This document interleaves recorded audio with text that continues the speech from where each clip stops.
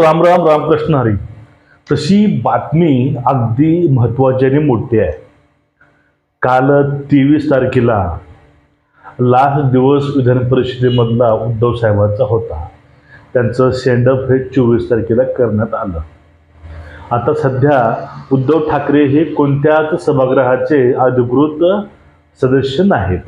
म्हणजे आता उद्धव ठाकरेंचा कार्यकाळ हा संपलाय. ठीक आहे. मग आता उद्धव ठाकरेचा कार्यकाळ संपलाय आणि तुम्हाला एक मला महत्त्वाची गोष्ट सांगायचं आहे, ते म्हणजे उद्धव ठाकरे रडकुंडीला आलेले आहेत अक्षरशः. हे मी तुम्हाला प्रूफ शिवाय काही बोलणार नाही. माझं वैयक्तिक मत काहीच मांडणार नाही या बाबतीमध्ये. आणि आदित्य ठाकरे, संजय राऊत यांची जुंपले हाणामारी चालू आहे शाब्दिक, आणि यांची खेचाखेच ही चांगली चालू आहे. मित्रांनो, एकूणच हे प्रकरण जेवढं वाटतं तेवढं सोपं आहे.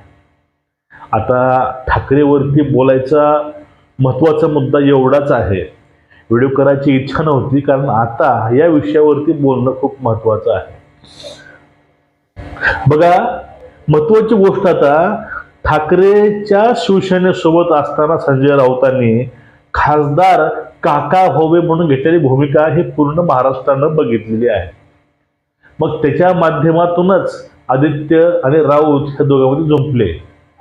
आदित्यचा कल होता की आपल्या पक्षाचा खासदार जावा, त्यामध्येच ते परप्रांतीय महिला जावे. राऊतांचं म्हणणं होतं की आपले गुरु जावे, म्हणजे शरद पवार जावे. मग दोघांचं भांडणं झालं आणि त्यानंतर आता आपले जे काही खासदार आहेत दिल्लीमधील, हे खासदार सध्या फुटण्याच्या अवस्थेमध्ये आहेत. हे ज्यावेळेस त्यांच्यापर्यंत या गोष्टी पोहोचल्या, ह्या गोष्टी त्यांच्यापर्यंत पोहोचल्या, काकापर्यंत पण तेच पोहोचलं गेले की आपले बी राष्ट्रवादी आता फुटणार आहे परत, का तसा डाव शिंदेनं जाऊन टाकलाय. हे दोघांनाही कळलं. मग त्यामुळं दोघांनी आपले आपले आमदार खासदार सोबत घेऊन बैठका केल्या. आणि उद्धव ठाकरेंची बैठक ही मातोश्रीवरती त्या सर्व खासदारांसोबत होती. आणि काल शरद पवारांनी सर्व महाविकास आघाडीतील आमदार बोलवून घेऊन ह्या सगळ्या गोष्टी केलेल्या आहेत. हा इथपर्यंत तुम्हाला सर्वांना हे माहिती आहे. पण ज्या वेळेस उद्धव ठाकरे यांच्या सोबत मातोश्रीवरती ते 7 ते 8 लोक आहेत ते आले होते भेटण्यासाठी, त्यामध्ये एक चेहरा मात्र मिसिंग होता. त्या ठिकाणी राऊत हे आलेच नव्हते.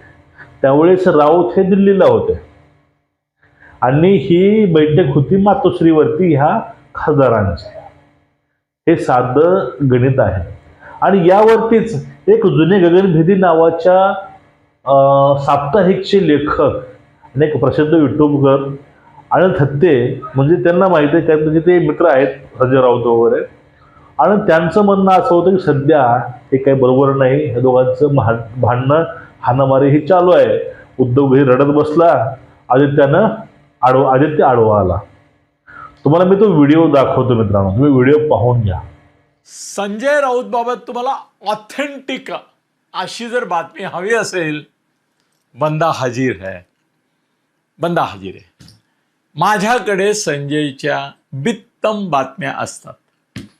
आणि भाऊ तोरसेकरांनी तर परवा सांगितलंच की अनिलला बहुतेक संजय राऊतच ब्रीफ करतो, नाही तर एवढ्या आतल्या बातम्या फुटतात कशा.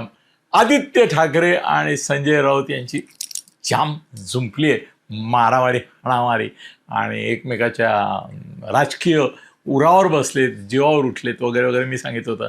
आणि मी पुरावा दिला होता की संजयच्या पुस्तकाचं दिल्लीत जे प्रकाशन होईल त्याला आदित्य जाऊ देणार नाही उद्धवला.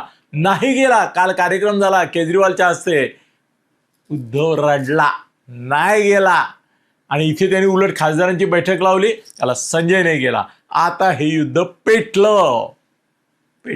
राऊतांचं स्वर्गातील नरक हे पुस्तकाचं हिंदीत आणि इंग्रजीमध्ये प्रकाशन, स्वतः मराठीच्या वावड्या उठवायच्या, स्वतः महाराष्ट्र ढवळून टाकायच्या मराठीच्या नावावरती, आणि आपल्याच मराठीतील स्वर्गातील नरक याची ट्रान्सलेशन इंग्लिशमध्ये आणि हिंदीमध्ये करायचं.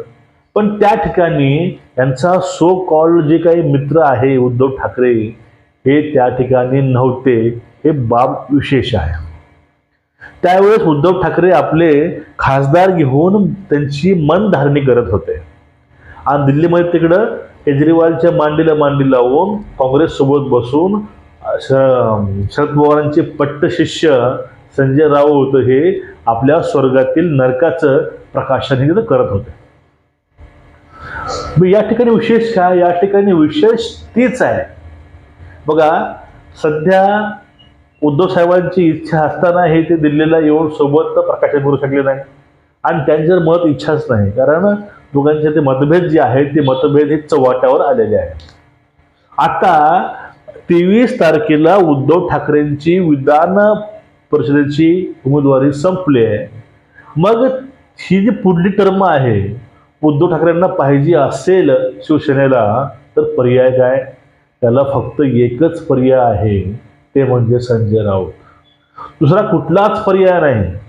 त्या शिवसेनेमध्ये असा कुठलाच नेता नाही, तो नेता सर्वांना कन्व्हिन्स करून छक्का पंजा करून काकाला काय करून ते त्या ठिकाणी उद्धव ठाकरेंना परत तिथं पाठवतील. संजय राऊत हे करू शकतात, कारण राऊतांनी फक्त 10 आमदार असताना काकाला राज्यसभेवरती पाठवलं. यामध्ये सिंहाचा वाटा काकाहून जास्त राऊतांचा आहे. मग या ठिकाणी उद्धव ठाकरेंना तिथं जाण्यासाठी परत संजय राऊतांची गरज मित्रांनो भासणार आहे. मग या ठिकाणी तुमच्या मनामध्ये अनेक प्रश्न आले असतील, अनेक मुद्दे की आता हे उद्धव ठाकरेंनी ते सगळं सोडलेलं आहे. पण बघा, ज्याप्रमाणे देशाच्या राजकारणामध्ये भाजपचा प्रचार हा प्रामुख्यानं सगळ्यात जास्त राहुल गांधी करतात आणि असाच महाराष्ट्रामध्ये भाजपचा प्रचार, शिंदेचा प्रचार हा प्रामुख्यानं उद्धव ठाकरे करतात. त्यामुळे भाजपचा आग्रह हाच असेल, काहीतरी सहकार्य करून ठाकरेंना परत या ठिकाणी आणता येईल. पण ह्या सगळ्यामध्ये सगळ्यात महत्त्वाची भूमिका असणार आहे संजय राऊतांची, आपल्याला हे विसरून चालणार नाही.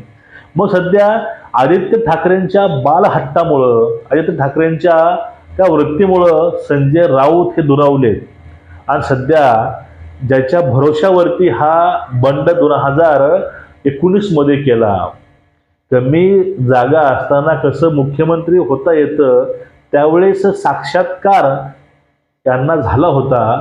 आता तोच सहकारी सो कॉल्ड एक जुना मित्र आज आपल्यापासून दूर झालाय, याची जाणीव त्या ठिकाणी उद्धव ठाकरेंना झाली आहे, असं मला या ठिकाणी त्या अनेक हत्यांच्या व्हिडिओवरनं सांगावं असं वाटतं.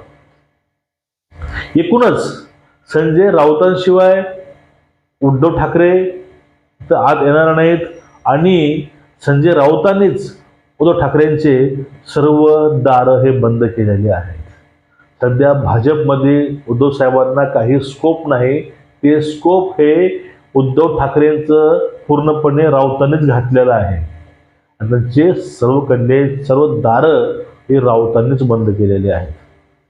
येणाऱ्या काळामध्ये उद्धव ठाकरे, आदित्य ठाकरे आणि संजय राऊत हे एक वेगळं समीकरण तुम्हाला पाहायला भेटणार आहे. आणि आता भविष्यामध्ये येणाऱ्या काळामध्ये संजय राऊत हे शिवसेनेसोबत राहतील की ते काँग्रेसच्या गोट्यात जात, हे येणाऱ्या काळात आपल्याला सांगणार आहे. पण सगळे प्रकरण पाहिलं, यामधून एक गोष्ट मात्र नक्की समोर येते, ते म्हणजे उद्धव ठाकरे, आदित्य ठाकरे आणि संजय राऊत ह्या 3 तिगडीमध्ये सध्या वाईट असा प्रसंग चालू आहे. हे दुसरं काहीच नाही, ही यांच्या आलेली उपरती कळ आहे. जे पाप, जे काही गद्दारी हिंदूंशी केली त्याची परतफेड याला म्हणावी लागेल. तुमचं एकूणच या विषयावरती मत काय, नक्कीच व्यक्त व्हा, व्हिडिओ शेअर करा. रामकृष्ण हरी.